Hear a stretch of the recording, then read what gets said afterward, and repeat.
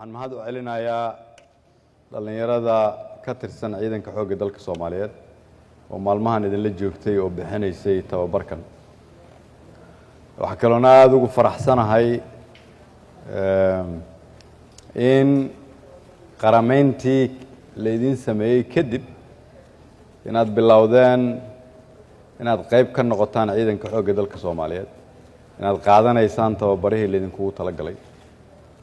inaad leedihiin ahmiyad maanta aad ku hogaamisaan dalkiina, aad ka joogtaan magaaladan caasimadda u ah Galmudug, laakiin waxaad hadda tihiin saraakiil ka tirsan ciidanka xoogga dalka Soomaaliyeed. markii aan halkan idinkaga tegay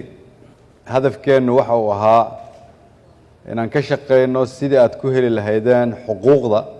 aad ku leedihiin dalkiina. waxaan ku faraxsanahay in aad leedihiin hoggaan qaybta iyo guutada oo aad ka amar qaadataan idinkala shaqeeyana in la sugo xuquuqda aad ku leedihiin qarankiina.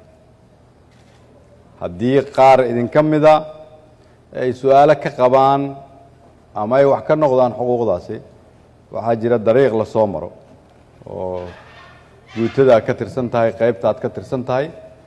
halkanna waxaa idinla jooga dhalinyaro hogaamisa hogaamada ciidanka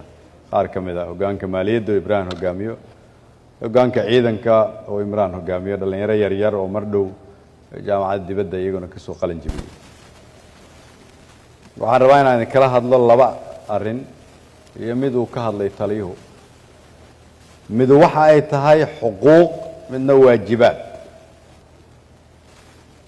xuquuqdu waxa ay tahay waa in dawladdu ay idin siisaa wax walba oo xaq u leedihiin. ciidanka xoogga dalka Soomaaliyeed waa mustaqbalka dalka,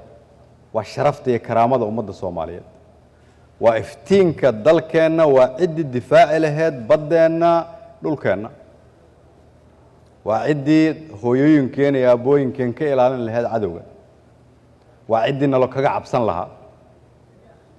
sidaas daraaddeed dawladda Soomaaliya waxaa ku waajiba inay idin siiso wax walbo xuquuqa. waayahan waxaan ka shaqaynaynay in ciidanka dib u habeyn lagu sameeyo, la ogaado tirada dhabtaa ay yihiin, la ogaado tayadooda. waxay taliya qooje iyo taliya Mascuud ku amran yihiin inay qayb ka qaataan dib u habeynta ciidanka lagu sameynayo, oo ah sarkaal walba iyo askari walba inuu joogo goobtii loo asteeyey inuu ka shaqeeyo, laakiin dawladduna ay bixiso xuquuqda ay leeyihiin. idinku waxaad ka soo wareegteen urur Soomaaliyeed oo Al-Sunna la yiraahdo oo dalkan ka soo shaqeeyey, oo amni ka soo shaqeeyey, oo maamul soo ahaa, laakiin hadda waxaad u soo wareegteen ciidanka xoogga dalka Soomaaliyeed. maadaama laydin qarameeyey, xuquuq aad leedihiin, laydin tababaray, aad labisantihiin, waxaan rabaa inaan idin xasuusiyo laga bilaabo saacaddan aan idinla hadlayo waxaa laydinkula xisaabtamayaa waajibaadka laydinku leeyahay. meeshii aad ka tirsanaan jirteen iyo dawladda federaalka kama wada tirsanaan kartiin, mana aqbalayo. laakiin qof walboo halkan jooga waxaan rabaa xuquuqdiisa in la siiyo, bil walba inuu mushaarkiisa qaato. hadduu cudur ku dhaco ama xabadi ku dhacdo in la soo qaado isla markii la keeno xamar si loo daaweeyo. hadduu tababar u baahdo dibadda loo diro. hadduu dhinto carruurtiisa xuquuqda la siiyo. waxaan rabaa inaad yeelataan xuquuq buuxda, laakiin xuquuqda waxaa la socdaa waajibaad. soo sidaa ma waxaad isu soo taagteen idinkoo saraakiil ah. waa inaad fahamtaan sarkaalka macnihiisa. sarkaalku waa indhaha ciidanka,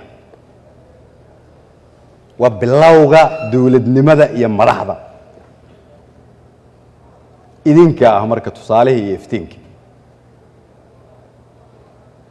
sababta ay muhiim u tahay marka inaad idinku muujisaan inaad tihiin hormuudka dalka waa sidaas awgeed. waa soo dadaasheen, shaqo badan baad soo qabateen, laakiin waxaad saldhig u tihiin ciidan Soomaaliyeed oo la rabo inay soo celiyaan mustaqbalka iftiinka iyo iftiinka ummadda Soomaaliyeed oo aan jabhad iyo qabiil iyo dan gaar ahba lagu soo celin karin waa laga soo quustay ku dhawaad 30 sano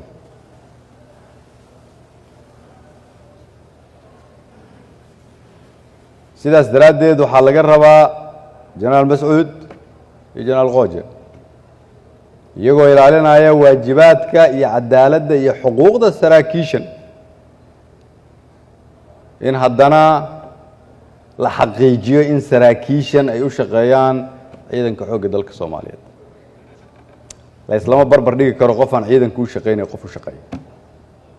waa sababta aan ciidanka u diiwaan gelinay dalkoo dhan sababta qof walba mushaarkeeda koontay leeyihiin loogu soo shubo sababta loo joojiyey in mushaarka ciidanka iyo ciidanka uu qof u dhaxeeyo waa sababta aan u bilownay inaan musuqmaasuqa la dagaalano waa sababta aan rabno dib u habeynta qaybteeda labaad marka ay soo dhammaato inaan dib u eegno xuquuqda ciidanka si taas ay u dhacdo waan ciidanka aamin lagu qabi karaa waa inuu noqdaa ciidankii lagu soo ordaayey aanu noqon ciidan laga cararo waa inay noqoto bilowgii ammaanada bilowgii runta bilowgii sharafta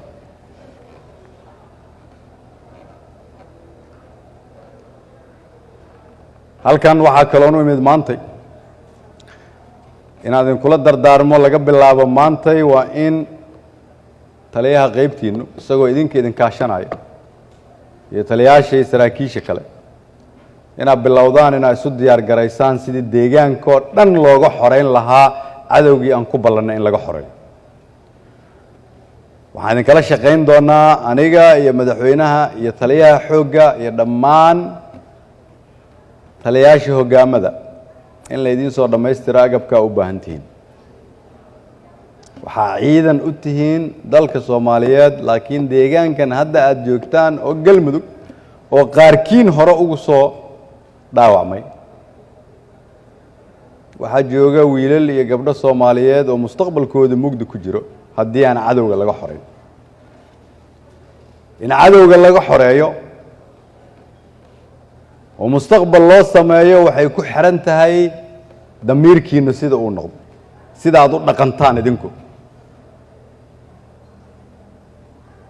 waxa ku xirnaan doontaa hadafka aad yeelataan